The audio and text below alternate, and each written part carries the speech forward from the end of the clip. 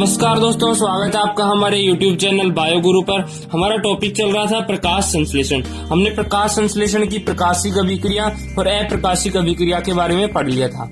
आज हमारा टॉपिक है प्रकाश संश्लेषण को प्रभावित करने वाले कारक। ऐसे कौन कौन से कारक होते हैं जो प्रकाश संश्लेषण क्रिया को प्रभावित करते हैं? तो प्रकाश संश्लेषण क्रिया को दो कारक प्रभावित करते हैं, वातावरणीय कारक भी प्रभावित करते हैं और जो पत्ती के अंदर या फिर पादप के अंदर जो आनुवांशिक कारक होते हैं वो भी प्रभावित करते हैं। उन दोनों को क्रम से क्या कहते हैं? बाह्य कारक और आंतरिक कारक। तो प्रकाश संश्लेषण को प्रभावित करने वाले कारक कितने हो गए? दो, बाह्य या पर्यावरणीय कारक और आंतरिक या आनुवांशिक कारक। इन दोनों का अध्ययन करने से पहले हम दो परिकल्पना जो प्रकाश संश्लेषण को प्रभावित करने वाले कारकों के लिए दो सिद्धांत दिए गए थे, उनके बारे में जान लेते हैं। पहला सिद्धांत है सैच की प्रधान बिंदु संकल्पना। इसे सैच द्वारा प्रतिपादित किया था, वैज्ञानिक थे सैच। इन्होंने 1860 में सैच की प्रधान बिंदु संकल्पना प्रतिपादित की। सैच ने बताया कि जो कोई भी कारक होते हैं, प्रकाश संश्लेषण को जो प्रभावित करने वाले कारक होते हैं वो तीन प्रकार के होते हैं: न्यूनतम या निम्नतम मान, श्रेष्ठतम या अनुकूलतम मान और अधिकतम मान। अब ये न्यूनतम और श्रेष्ठतम मान क्या होता है कि कारक की वह मात्रा जो प्रकाश संश्लेषण क्रिया आरंभ होने के लिए आवश्यक होती है या फिर प्रकाश संश्लेषण क्रिया आरंभ करती है। जैसे हम CO2 की मान ले, CO2 एक कारक है, इसका निम्नतम मान कितना होगा कि प्रकाश संश्लेषण शुरू हो जाए? तो हमने पढ़ा था कि 6 कार्बन डाइऑक्साइड जो होते हैं वो एक ग्लूकोज का निर्माण करते हैं। तो इसमें कार्बन डाइऑक्साइड का निम्नतम मान क्या हो गया? 6 हो गया। श्रेष्ठतम या अनुकूलतम मान, ये क्या होता है कि कारक का वह मान जिस पर प्रकाश संश्लेषण की दर अधिकतम होती है। जैसे हम ले कार्बन डाइऑक्साइड की, तो कार्बन डाइऑक्साइड का श्रेष्ठतम या अनुकूलतम मान कितना होगा? वायुमंडल में कार्बन डाइऑक्साइड 0.03 है। यदि वायुमंडल में कार्बन डाइऑक्साइड की सांद्रता बढ़ा दी जाए तो प्रकाश संश्लेषण बढ़ेगा। ये हम आगे पढ़ेंगे। तो इसका श्रेष्ठतम या अनुकूलतम मान कितना होगा? 0.05। यानी वायुमंडल में 0.05 तक कार्बन डाइऑक्साइड बढ़ा दें तो प्रकाश संश्लेषण की दर अधिकतम होगी। फिर इसके बाद जैसे जैसे कार्बन डाइऑक्साइड बढ़ाते हैं वो विषैला प्रभाव उत्पन्न करने लग जाता है।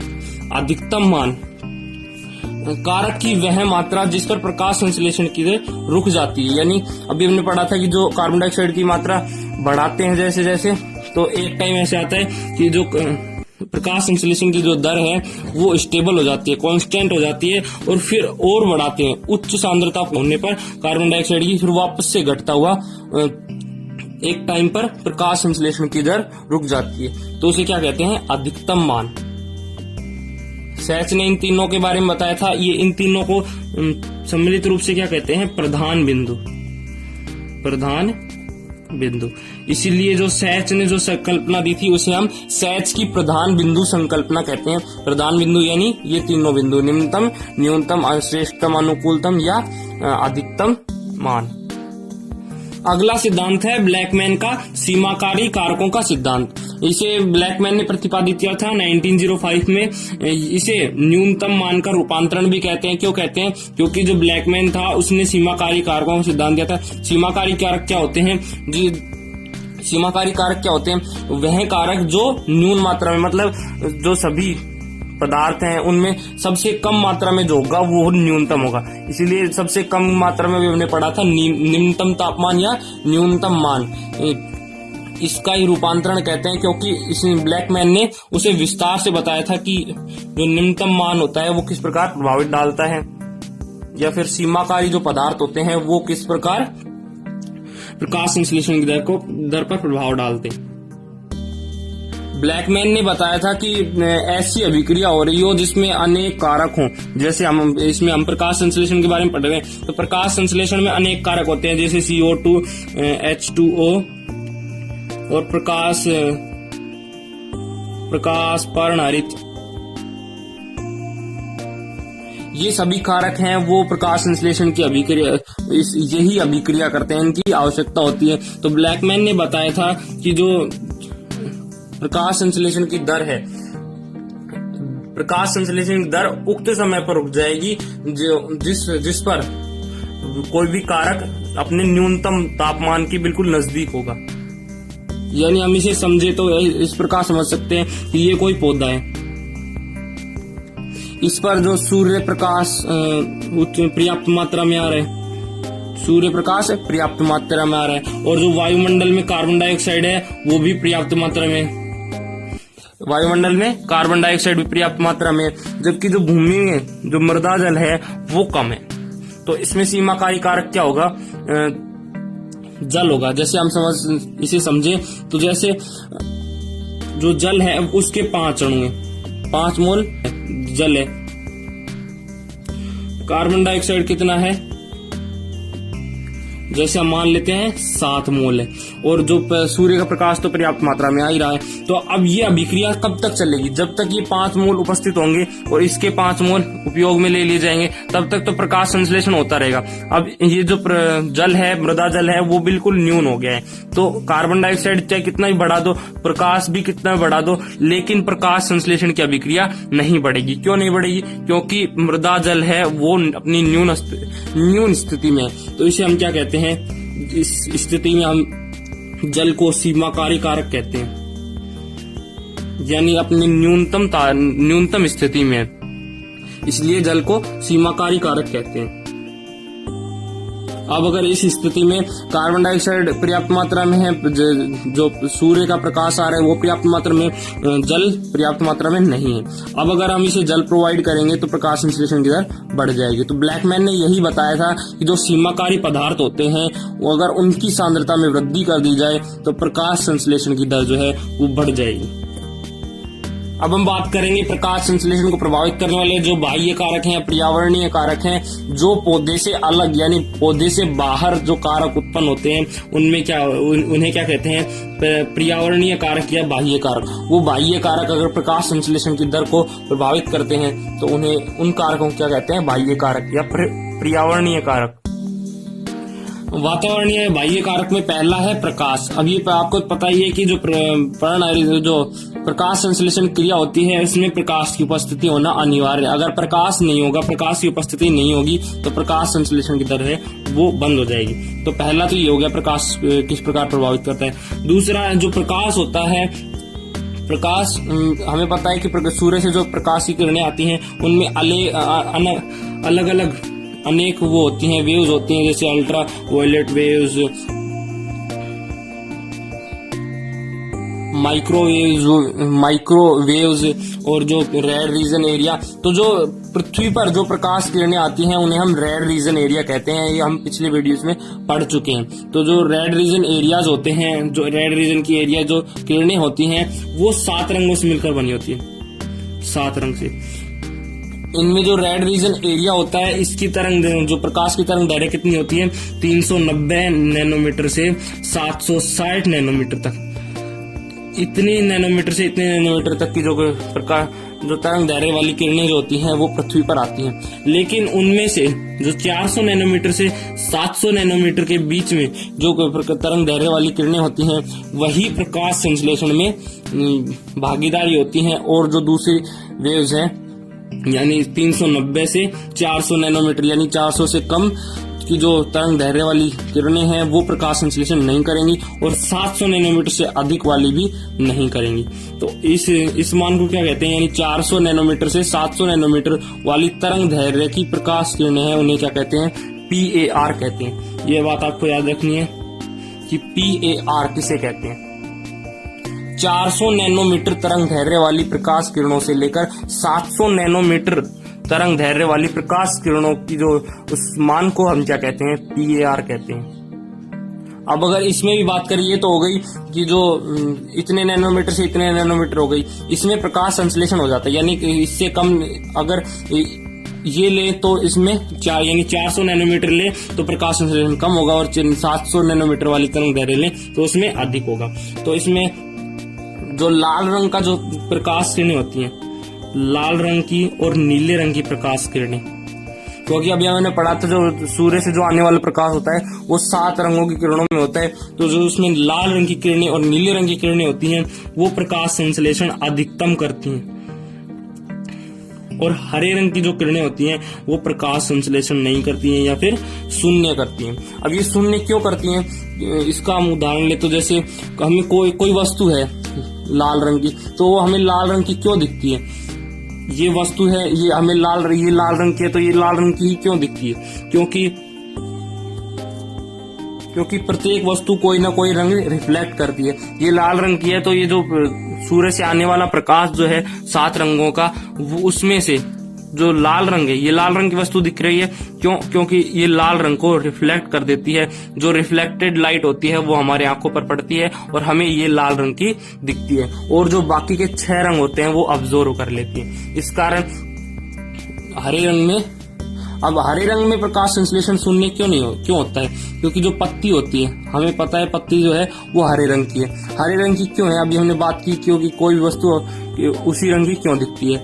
ये जो हरे रंग की पत्ती है ये हरे रंग को रिफ्लेक्ट करती है, तभी वो हमारी आंखों पर पड़ता है और हमें हरे रंग की पत्ती दिखती है। तो ये जो पत्ती है वो हरे रंग को वो रिफ्लेक्ट कर रही है, यानी अब्जॉर्व नहीं कर रही है, और बाकी के जो 6 रंग हैं उन्हें अब्जॉर्व कर लेती है।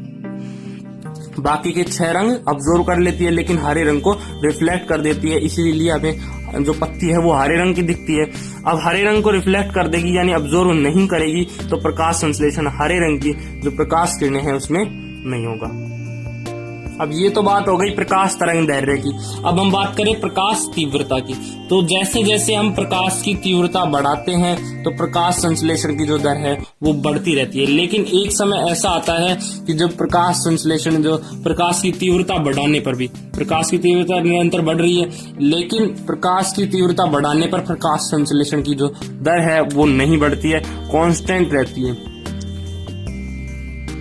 और अगर फिर भी हम प्रकाश तीव्रता को बढ़ा रहे हैं, प्रकाश तीव्रता बढ़ रही है यानी उच्च प्रकाश तीव्रता पर प्रकाश संश्लेषण की दर जो है वो वापस से घटने लग जाती है। वापस से घटने क्यों लग जाती है, क्योंकि जब प्रकाश की तीव्रता अधिक होगी, यहाँ पर प्रकाश जैसे जैसे बढ़ा रहे हैं प्रकाश संश्लेषण दर बढ़ रही है, लेकिन ये अंत में घट क्यों जाती है, क्योंकि जैसे जैसे हम प्रकाश की तीव्रता बढ़ाते हैं तो जो पत्ती पर जो प्रकाश पड़ रहा है, प्रकाश की तीव्रता बढ़ रही है, प्रकाश की तीव्रता बढ़ रही है तो जो पत्ती से वाष्पोत्सर्जन के रूप में जो जल की हानि होती है वो भी अधिक होने लग जाती है।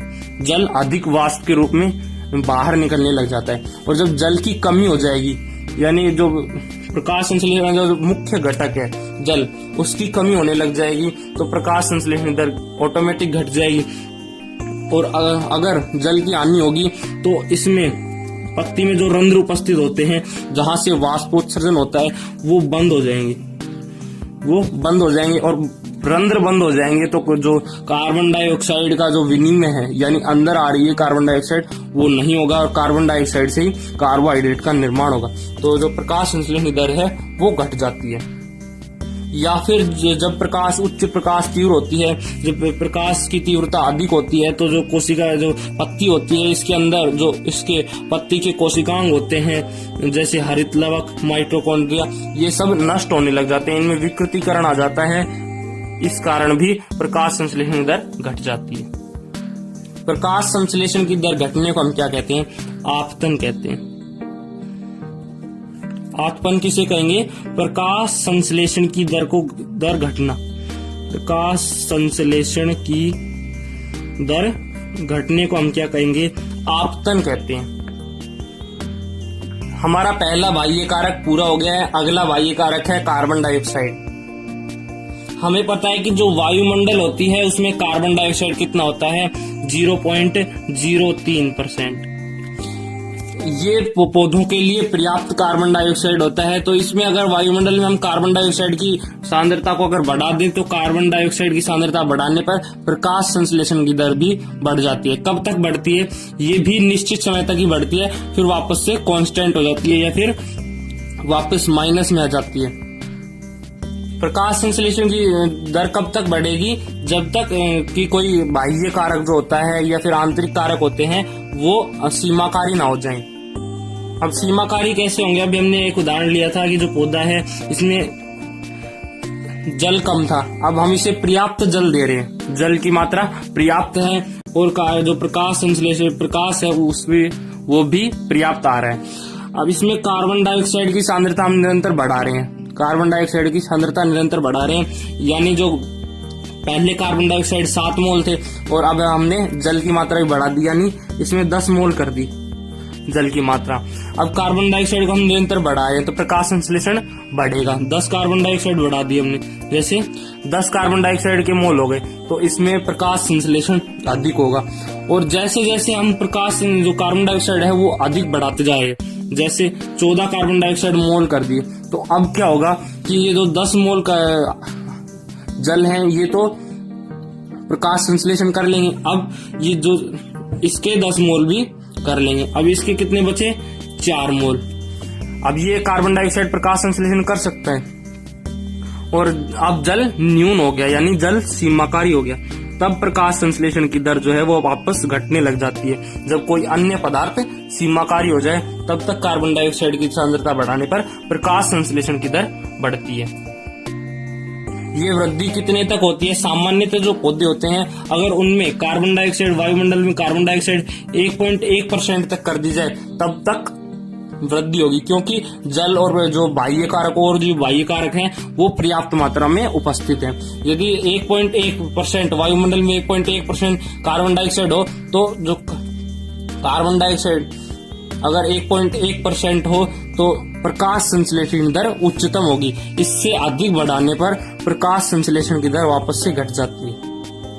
घटती क्यों है? क्योंकि अभी हमने बात की थी कार्बन डाइऑक्साइड के साथ और भी जो बाह्य कारक हैं वो भी आवश्यक होते हैं। जैसे कार्बन, इसमें जल की अनुपस्थिति होगी, जल की अनुपस्थिति होगी यानी जल की कमी होगी तो इसमें जो वात रंध्र होते हैं या फिर जो स्टोमेटा होते हैं वो बंद हो जाते हैं और स्टोमेटा बंद होने पर कार्बन डाइऑक्साइड अंदर नहीं आ सकती है। तो कार्बन डाइऑक्साइड की निश्चित मात्रा होती है, उस मात्रा तक ही जो प्रकाश संश्लेषण की दर है वो बढ़ेगी। उससे अधिक कार्बन डाइऑक्साइड बढ़ाने पर ये विपरीत प्रभाव डालने लग जाती है।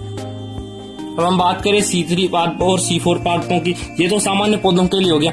C3 पादपों में यह वृद्धि 0.05 तक होती है, यानी इससे अधिक कार्बन डाइऑक्साइड बढ़ाने पर जो C3 पादप होते हैं उनमें प्रकाश संश्लेषण की दर वापस माइनस में आने लग जाती है।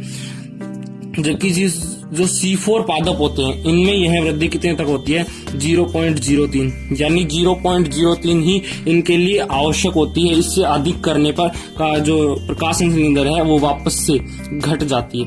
ऐसा क्यों होता है कि C4 पादपों में इतना होता है और C3 पादपों में 0.05 होता है? क्योंकि हमने पढ़ा था कि जो C3 पादप है ये जितनी कार्बन डाइऑक्साइड आती है उसका चक्र के रूप में वापस चला देते हैं और उसमें कार्बोहाइड्रेट का निर्माण कर देते हैं। जबकि जो C4 पादप हैं ये क्या करते हैं? ये कार्बन डाइऑक्साइड का स्थिरीकरण करते हैं, कार्बन डाइऑक्साइड जमा करके रख लेते हैं और फिर बाद में उपयोग ले लेते हैं। इसलिए इनके लिए इतनी 0.03 ही पर्याप्त होती है, क्योंकि C3 पादपों में यह 0.05 तक हो सकती है। प्रकाश संश्लेषण को प्रभावित करने वाला अगला कारक है तापक्रम। यदि तापक्रम को भी बढ़ा दिया जाए, यानी जो अनुकूल तापमान होता है वो 0 से 35 सेल्सियस तक होता है, यानी इतने तापमान पर पौधों में प्रकाश संश्लेषण पर्याप्त मात्रा में होगा। अनुकूल या श्रेष्ठतम मान है। अगर इससे अधिक कर देंगे तो प्रकाश संश्लेषण जो है वो वापस घट जाती है, प्रकाश संश्लेषण घट जाती है। ताकि जब इसमें 10 सेल्सियस अधिक वृद्धि कर दी 35 में, यानी 45 डिग्री सेल्सियस कर दिया तापमान, तो प्रकाश संश्लेषण दर जो है वो वापस घटने लग जाती है। क्यों घटने लग जाती है? क्योंकि जो प्रकाश संश्लेषण की अप्रकाशिक अभिक्रिया होती है, प्रकाशिक अभिक्रिया पर तापक्रम का कोई प्रभाव नहीं पड़ता है। जो अप्रकाशिक अभिक्रिया है इसमें हमने पढ़े थे कि बहुत सारे एंजाइम होते हैं, C3, C4, और कैम चक्रों में बहुत सारे एंजाइम होते हैं। अब वो एंजाइम जो हैं वो किसके बने होते हैं?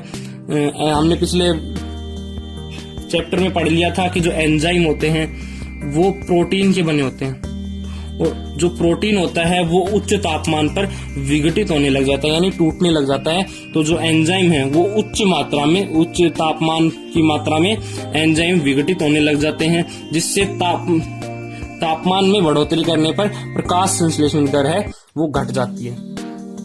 जैसे हम बात करें रुबिस्को एंजाइम की, रुबिस्को एंजाइम की, ये क्या करता है, जब तापक्रम अधिक कर दिया जाए, तापमान अधिक बढ़ा दिया जाए, तो इसकी जो CO2 से बंधुता है, हमने पढ़ा था C3 चक्र में जो रुबिस्को एंजाइम होता है वो कार्बन डाइऑक्साइड को ग्रहण करने का कार्य करता है। तो इसमें अधिक तापमान पर रुबिस्को एंजाइम जो है कार्बन डाइऑक्साइड से बंधुता कम कर लेता है, जिससे कार्बन डाइऑक्साइड कम ग्रहण होगी और कम कार्बोहाइड्रेट का निर्माण होगा, जिससे प्रकाश संश्लेषण की जो दर है वो घट जाती है। बाह्य कारक में अगला है जल। यदि जल कम हो जाए तो प्रकाश संश्लेषण की जो प्रकाश संश्लेषण दर है वो कम हो जाएगी। क्यों कम हो जाएगी? क्योंकि जो प्रकाश संश्लेषण की प्रकाशिक अभिक्रिया होती है उसमें जल का ऑक्सीकरण होता है, जल का ऑक्सीकरण होता है, जिससे NADP और ATP का निर्माण होता है, इनका निर्माण होता है। और ये इनका निर्माण होने पर ये ऊर्जाएं कहाँ चली जाती हैं? अप्रकाशिक अभिक्रिया में, यानी डार्क रिएक्शन में चली जाती हैं और फिर डार्क रिएक्शन से कार्बोहाइड्रेट का निर्माण हो जाता है। अगर हम जल कम कर देंगे, यानी मृदा में जल की मात्रा कम कर देंगे, तो जल का ऑक्सीकरण नहीं हो पाएगा और ATP जो स्वांगीकारी ऊर्जाएं हैं उनका निर्माण नहीं होगा, और स्वांगीकारी ऊर्जाओं का निर्माण नहीं होगा तो कार्बन डाइऑक्साइड का अपचयन नहीं होगा, जिससे प्रकाश संश्लेषण की दर है वो घट जाती है। सामान्यतः जो पौधे होते हैं उनमें प्रकाश संश्लेषण के लिए जल पर्याप्त मात्रा में होता है, क्योंकि जड़ों द्वारा जो जल अवशोषित किया जाता है उसमें से 1% जल ही प्रकाश संश्लेषण में उपयोग लिया जाता है, और जो बाकी का 99% जो जल है वो वाष्पोत्सर्जन द्वारा जल बाहर निकाल दिया जाता है। ये क्यों किया जाता है? ये वाष्पोत्सर्जन द्वारा जल की हानि आवश्यक है, क्योंकि वाष्पोत्सर्जन होगा तभी जो पौधे में जो वाटर पूल बना है वो सही ढंग से काम करेगा, और अगर वाष्पोत्सर्जन नहीं होगा तो जो मूल रोमों द्वारा जो जल अवशोषित किया जाएगा वो पत्तियों तक नहीं पहुंच पाएगा और प्रकाश संश्लेषण क्रिया नहीं होगी। जल की वाष्प के रूप में आनी भी आवश्यक है। ये तो हो गया पहला कारण जल का। अब दूसरा कारण है कि जब जल की कमी हो जाएगी तो वाष्पोत्सर्जन के लिए जो वाष्पोत्सर्जन जहां से हो रहा है यानी रंध्रों से हो रहा है, तो रंध्र जो है वो बंद हो जाते हैं, और रंध्र बंद होने के कारण कार्बन डाइऑक्साइड का अंदर प्रवेश नहीं होगा, और अंदर प्रवेश नहीं होगा तो कार्बन डाइऑक्साइड का अपचयन नहीं होगा, जिससे प्रकाश संश्लेषण की दर है वो घट जाती है। यानी जल की कमी होने पर प्रकाश संश्लेषण की दर घट जाती है। बाह्य कारकों में अगला है ऑक्सीजन। अगर हम ऑक्सीजन की सांद्रता में वृद्धि कर देंगे, वायुमंडल में ऑक्सीजन बढ़ा देंगे, तो प्रकाश संश्लेषण की दर जो है वो घट जाएगी। और प्रकाश क्यों घट जाएगी? क्योंकि प्रकाश शोषण की दर बढ़ जाएगी। अब ये प्रकाश संश्लेषण और प्रकाश शोषण क्यों होता है? क्योंकि जब ऑक्सीजन की सांद्रता बढ़ा देंगे तो कार्बन डाइऑक्साइड की सांद्रता कम हो जाएगी। कार्बन डाइऑक्साइड की सांद्रता कम होगी तो जो C3 चक्र होता है उसमें रुबिस्को एंजाइम है, ये कार्बन डाइऑक्साइड को ग्रहण ना करके जो अधिक सांद्रता में कार्बन डाइऑक्साइड जो ऑक्सीजन है उसको ग्रहण कर लेता है और प्रकाश शोषण की क्रिया आरंभ कर देता है, और प्रकाश संश्लेषण की दर जो है वो घट जाती है। ये हम प्रकाश शोषण में पढ़ चुके हैं। प्रकाश संश्लेषण को प्रभावित करने वाले अगले कारक हैं आंतरिक कारक। आंतरिक कारक का पहला है पर्णहरित। पर्णहरित की संख्या जैसे जैसे हम बढ़ाते हैं तो जो प्रकाश संश्लेषण की दर है वो बढ़ती है। प्रकाश संश्लेषण की दर क्यों बढ़ती है? क्योंकि प्रकाश संश्लेषण की जो प्रकाशिक अभिक्रियाएं हैं और अप्रकाशिक अभिक्रियाएं हैं वो कहाँ होती हैं? पर्णहरित में होती हैं। अगर पर्णहरित की संख्या बढ़ा दी जाए तो निश्चित रूप से जो प्रकाश संश्लेषण की जो प्रकाशिक अभिक्रिया और अप्रकाशिक अभिक्रिया है वो भी बढ़ जाएंगी, यानी कार्बोहाइड्रेट का निर्माण अधिक होने लगेगा, और कार्बोहाइड्रेट का अधिक निर्माण होने लगेगा यानी ग्लूकोज का निर्माण अधिक होने लगेगा, तो जो प्रकाश संश्लेषण की दर है वो बढ़ जाएगी। ये कब तक बढ़ेगी? जब तक कोई अन्य कारक, ये जो पर्णहरित के अलावा जो कार्बन डाइऑक्साइड जो जल है वो भी प्रकाश संश्लेषण के लिए आवश्यक है, जब तक उनकी पर्याप्त मात्रा होगी तब तक तो जो पर्णहरित की संख्या बढ़ाने पर प्रकाश संश्लेषण बढ़ेगा। अगर पर्णहरित की संख्या बढ़ा देंगे और कार्बन डाइऑक्साइड और प्रकाश उचित मात्रा में नहीं मिल रहे हैं तो प्रकाश संश्लेषण दर बढ़ेगी नहीं बढ़ेगी। क्यों नहीं बढ़ेगी? क्योंकि जो अन्य कारक हैं वो सीमाकारी कारकों में बदल जाते हैं। तो ये प्रकाश संश्लेषण का पहला पर्णहरित कंप्लीट हो गया। अगला है संचित भोजन की मात्रा। संचित भोज्य पदार्थ की मात्रा बढ़ाने पर प्रकाश संश्लेषण दर घट जाती है। ये क्यों होता है? क्योंकि जब पत्ती में जो कार्बोहाइड्रेट है वो अधिक संचित होगा।